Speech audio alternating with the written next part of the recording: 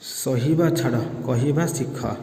ସୁନ୍ଦରତାକୁ ସଜାଡ଼ିବା ଅପେକ୍ଷା ଚରିତ୍ର ଏବଂ ସଂସ୍କାରକୁ ସଜାଡ଼ିବା ଶିଖନ୍ତୁ ବନ୍ଧୁ।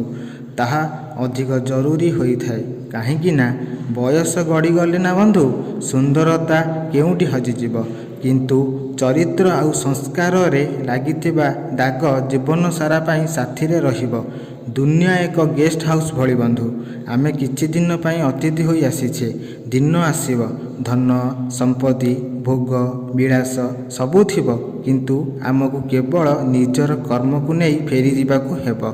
ଯାହାକୁ ସତ କହିବାର ଅଭ୍ୟାସ ଥାଏ, ସେମାନଙ୍କ ପାଖରେ ଘୃଣା କରୁଥିବା ମଣିଷମାନଙ୍କର କେବେ ଅଭାବ ରହେନି। କଣ୍ଟା ଫୁଟିଗଲେ କିଛି ସମୟ କଷ୍ଟ ହୋଇଥାଏ ବନ୍ଧୁ, କିନ୍ତୁ କାହା ଶବ୍ଦ କଷ୍ଟ ହେଲେ ତାହା ସାରା ଜୀବନ କଷ୍ଟ ଦିଏ। ଝଗଡ଼ା ପରେ ବି ଯିଏ ପ୍ରଥମେ କଥା ହୁଏ, ସିଏ ହିଁ ପ୍ରକୃତରେ ସମ୍ପର୍କର ମୂଲ୍ୟ ଜାଣିଥାଏ ବନ୍ଧୁ।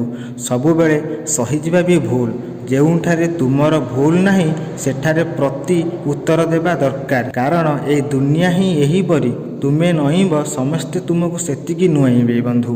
ପିଠି ପଛରେ କେବଳ ସେଇମାନେ କୁହନ୍ତି, ଯାହାର ତୁମ ସାମ୍ନାରେ କହିବାର ସାହସ ନଥାଏ, ନଚେତ୍ ତୁମ ସାମ୍ନାରେ ଠିଆ ହେବାର ସେମାନଙ୍କ ପାଖରେ ଯୋଗ୍ୟତା ନଥାଏ। ସେ କାମ କେବେ କରନ୍ତୁ ନାହିଁ ଯେଉଁଥିରେ ଅନ୍ୟମାନେ ସନ୍ତୁଷ୍ଟ ହୁଅନ୍ତି। ହଁ, ସେ କାମ ନିଶ୍ଚୟ କରନ୍ତୁ ଯେଉଁଥିରେ ଆପଣ ନିଜେ ମଧ୍ୟ ସନ୍ତୁଷ୍ଟ ହୁଅନ୍ତି। କାରଣ ବେଳେବେଳେ ଅନ୍ୟମାନେ ତୁମଠାରୁ ସନ୍ତୋଷ ଆଶାରେ ତୁମ ଖୁସିକୁ ତୁମଠାରୁ ଛଡ଼େଇ ନିଅନ୍ତି ବନ୍ଧୁ।